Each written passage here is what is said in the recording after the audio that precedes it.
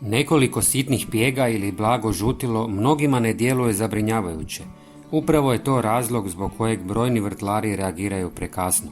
Kod toplog i vlažnog vremena pojedine gljivične bolesti mogu se proširiti vrlo brzo, a ono što danas izgleda kao bezazlena promjena, za nekoliko dana može zahvatiti veliki dio biljke. Pogledajte ova dva lista. Jedan sam zaštitio, a drugi nisam. Zato nemojte čekati. Ono što ćete napraviti u sljedećih 3 minute može odlučiti hoće li vaši krastavci nastaviti stvarati zdrave plodove ili će se bolest nastaviti širiti. Za pripremu uzmite pola litre mlake vode. Najbolje ona koja je odstajala kako ne bi bila ledeno hladna. U nju dodajte pola čajne žličice sode bikarbone i dobro promiješajte dok se potpuno ne otopi.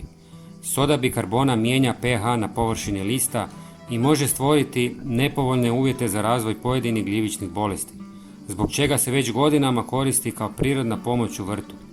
Ali samo soda nije dovoljna. Zatim dodajte pola male žličice češnjaka u prahu. Češnjak sadrži prirodne sumporne spojeve, uključujući alicin, koji nastaje kada se češnjak usitni. Upravo zbog tih spojeva češnjak je poznat po svojim antimikrobnim svojstvima i često se koristi kao dodatak prirodnim pripravcima za zaštitu biljaka. Sada nam je potreban sastojak koji će sve to zalijepiti za listove. Dodati ćemo pola decilitra mlijeka. Mlijeko se već dugo koristi kao prirodna pomoć protiv pepelnice, a brojni vrtlari primjećuju najbolje rezultate kada se koristi preventivno ili odmah pri prvim znakovima bolesti. Prije nego što pripravak ulijete u prskalicu, obavezno ga procijedite kako se mlaznica ne bi začepila. Zatim razrijedite sa još 1 litrom vode. Pažljivo poprskajte cijelu biljku, ali nemojte stati na gornjoj strani listova. Donja strana često ostane potpuno zanemarena, iako se upravo ondje zbog veće vlage i slabijeg strujanja zraka mogu najprije razviti gljivične bolesti.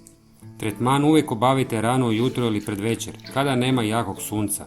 Tako će se otopina dulje zadržati na listovima i biljka će je lakše podnijeti.